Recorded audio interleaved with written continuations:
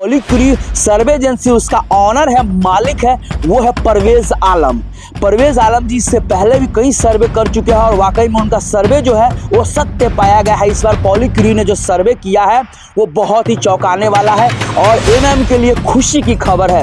हाय आदाब सलाम नमस्कार सत श्री अकाल, मैं रोशन कुशवाहा और आप देख रहे हैं times of Sitamarhi. Times of Sitamarhi में आपका स्वागत है। जी हाँ, पॉलिक्री का नया बिहार के लिए सर्वे आ गया और खासकर ये सर्वे जो है वो चौंकाने वाली है और सबसे ज़्यादा परेशानी की सबक अगर किसी को परेशान कर रहा है तो वो है आरजेडी, तेजस्वी यादव। जी हाँ, सीधा साधा 47 सीटों पे आरजेडी का नुकसान होने जा रहा है। जो पिछले बार 76 सीट जीतकर आरजेडी इतिहास बनाए थे और 4 सीट एमएम का खरीदा था, यानी 80 सीट टोटल पूरा है, लेकिन फिर भी उसकी सरकार नहीं बनी। और फाइनली जो अभी पॉलिक्री ने जो सर्वे किया है, जिनका ऑनर है परवेज आलम, पॉलिक्री ने जो सर्वे किया है आरजेडी के लिए 47 सीट सीधा साधा सपाटा हो रहा है आरजेडी का। जो पॉलिक्री सर्वे एजेंसी उसका ऑनर है, मालिक है, वो है परवेज आलम। परवेज आलम जी इससे पहले भी कई सर्वे कर चुके हैं और वाकई में उनका सर्वे जो है वो सत्य पाया गया है। इस बार पॉलिक्री ने जो सर्वे किया है वो बहुत ही चौंकाने वाला है और एमएम के लिए खुशी की खबर है। जी हाँ, मैं पॉलिक्री का सर्वे बताऊंगा। मैं इस सर्वे में बताया गया है आरजेडी सीधे सीधे हार रही है। मैं बता दूं 47 सीट ऐसी है जहां पे आरजेडी 47 में से 26 सीटें हार रही है। 2025 के विधानसभा चुनाव में 47 में से 26 सीटें आरजेडी हार रही है। 21 सीटें पे 50-50 का मामला है, यानी कांटे की टक्कर है। जीत भी सकती है आरजेडी, नहीं भी जीत सकती है। और एमएम के लिए क्यों खुशखबरी है कि सर्वे में जो सीट बताया गया है सीतामढ़ी के बाजपट्टी विधानसभा सीट, उसमें आरजेडी हार रही, यानी कहीं ना कहीं टक्कर जो है वो है एमएमएम यानी ऑल इंडिया मजलिस इत्तेहादुल मुस्लिमीन और जेडीयू में। अगर बाजपट्टी के मुस्लिम भाई समझ गए तो एमएम का जीत पक्का है बाजपट्टी में, इसमें कोई लेकिन किंतु परंतु नहीं है। अब मैं आपको तथ्य के साथ बताने वाला हूं। जो लोग हल्के में ले रहे थे कि एमएम कुछ नहीं करने वाली है बिहार में, उससे कुछ नहीं होने जाने वाला है। जो पिछले बार 5 सीटें जीती थी वो धोखा से जीत गया था। जो आरजेडी के सपोर्टर है, नेता है, कार्यकर्ता, वो कह रहे हैं कि वो धोखा से जीत गया है। भैया, जब वो एमएम धोखा से जीत गया है, उसने तो सीमांचल में 18 सीट पे चुनाव लड़ा था, तो आप एक ही सीट क्यों जीते सीमांचल में? 18 में से आपको कम से कम 12-13 तो जीतना चाहिए, तो चुप हो जाते हैं। तब बोलते हैं एमएम ने खेल बिगाड़ दिया। अब बताइए, एक तरफ एमएम खेल बिगाड़ दिया, एक तरफ आप कहते हैं एमएम धोखा से जीत गया। मतलब आप ही का बात, दोनों बात आप ही कहेंगे, ये कैसे होगा? इसीलिए भैया ऑल इंडिया मजलिस इत्तेहादुल मुस्लिमीन अब बल्ले बल्ले है। अब वो गठबंधन की भैया चाहत नहीं रखते हैं, क्योंकि जिस तरह से जो चारों तरफ से पूरे बिहार से खबर आ रही है ऑल इंडिया मजलिस इत्तेहादुल मुस्लिमीन के लिए, जो लोगों को लग रहा है कि नहीं गठबंधन करेगा आरजेडी से तभी एमएम को फायदा होगा। अब ये जो सर्वे आ रहा है उसमें कहा जा रहा है कि अगर एमएम गठबंधन आरजेडी से न करे तो ही फायदे में रहेगी। मतलब आप समझ रहे हैं कि ऑल इंडिया मजलिस इत्तेहादुल मुस्लिमीन आरजेडी से गठबंधन नहीं करेगी तभी फायदे में रहेगी, तभी वो ज़्यादा से ज़्यादा सीट जीतेगी। क्योंकि जिस तरह से मुसलमानों भाइयों का रुझान जो आ रहा है ओवैसी साहब के प्रति, वो चौंकाने वाला है और आपको 2025 के जी हाँ विधानसभा के चुनाव के बाद पता चल जाएगा। जो पॉलिक्री का सर्वे है उन्होंने क्या कहा है, पहले चलिए आइए सुनते हैं। जी हाँ, आप देखिए पॉलिक्री की भविष्यवाणी, आरजेडी की सीट खतरे में। पॉलिक्री के शोध में 2020 में आरजेडी द्वारा जीती गई 47 सीटों को सूचीबद्ध किया गया है और उन्हें 2025 में हार की संभावना के आधार पर वर्गीकृत किया गया है। इसमें से 26 सीटों पर आरजेडी के लिए सीधे तौर पर हार का अनुमान है, जबकि 21 सीटों को 50-50% संभावना के साथ करीब कांटे की टक्कर माना जा रहा है।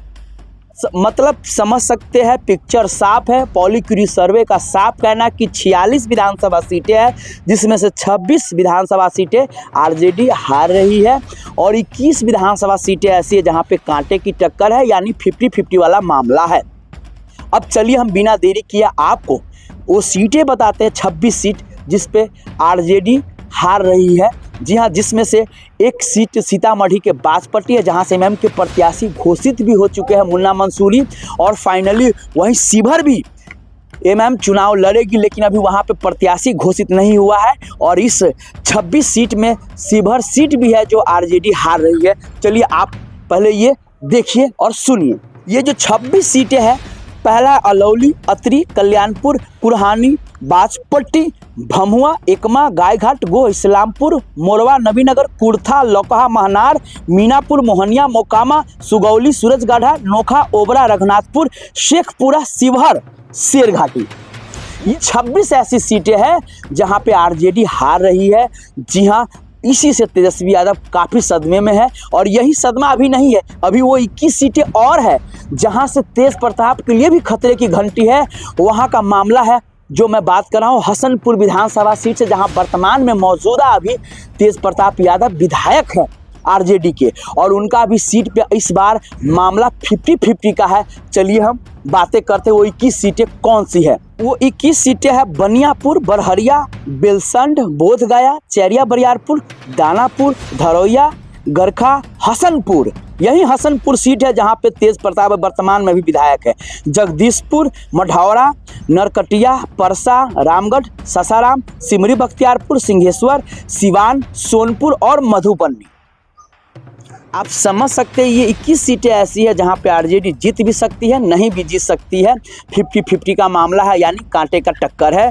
क्योंकि आप समझ सकते हैं एक तरफ जहां पे जनसुराज है तो दूसरी तरफ ऑल इंडिया मजलिस इत्तेहादुल मुस्लिमीन है। वो भी मजबूती के साथ इस बार बिहार में आए हैं और कहा जा रहा है कि एक और पार्टी मजबूती के साथ इस बार बिहार में चुनाव लड़ेंगे, वो है आज़ाद समाज पार्टी, ASP, यानी आज़ाद समाज पार्टी। जहां से चुनाव लड़ेंगे वहां पे ऑल इंडिया मजलिस इत्तेहादुल मुस्लिमीन का समर्थन रहेगा, और जहां से ऑल इंडिया मजलिस इत्तेहादुल मुस्लिमीन चुनाव लड़ेंगे वहां से ASP यानी आज़ाद समाज पार्टी का समर्थन रहेगा। ये बातें पूरी हो चुकी है। जिस तरह से अभी जो बड़े बड़े दल है उनके हालत ख़राब है, और खासकर आरजेडी का इस बार हालत ख़राब है। आरजेडी को लगा था कि इस बार हम इतने सारे योजना ला रहे हैं जिससे झारखंड जीत गए, उसके बाद जो लॉलीपॉप दिखा के महाराष्ट्र में भाजपा जीत गई, तो ऐसा ही लॉलीपॉप दिखा के तेजस्वी यादव को लगता था कि हम बिहार में भी जीत जाएंगे। लेकिन समय रहते लोगों ने पहचान लिया, कहीं भी ज़मीनी धरातल पर उनका ना माई बहन योजना पास हुआ, ना कहीं पर विधवा पेंशन पास हुआ, नहीं पे 500 वाला गैस सिलेंडर पास हुआ। क्योंकि कहा जा रहा है जो बिहार में तेजस्वी यादव के जो सलाहकार है वो सलाहकार नहीं, एक्चुअली वो कलाकार है, और कलाकार आदमी क्या जानेगा कि राजनीति सलाहकार क्या होता है। इसीलिए जिस तरह शुरुआती दौर से मैम कहते रह गया कि भैया हमें भी ले लो, साथ में ले लो, लेकिन कहा जा रहा है कि इस बार जो मुकेश सहनी अपने आप को कहता हम ये है वो है, मुकेश सहनी भी काम नहीं आ रहा है आरजेडी गठबंधन को, ये आप याद रखिएगा।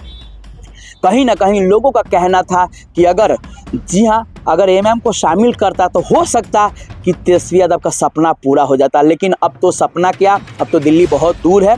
अब MM समझ चुकी है। ओवैसी साहब भी बीते दिनों आए थे, और जिस तरह से बाजपट्टी विधानसभा में वाकई में माहौल है, अभी माहौल बन चुका है ऑल इंडिया मजलिस इत्तेहादुल मुस्लिमीन के लिए। वहाँ तो साफ है कि आरजेडी वहाँ से तो खत्म होगी, और टक्कर लास्ट में क्या होगा, NDA गठबंधन वर्सेस ऑल इंडिया मजलिस इत्तेहादुल मुस्लिमीन।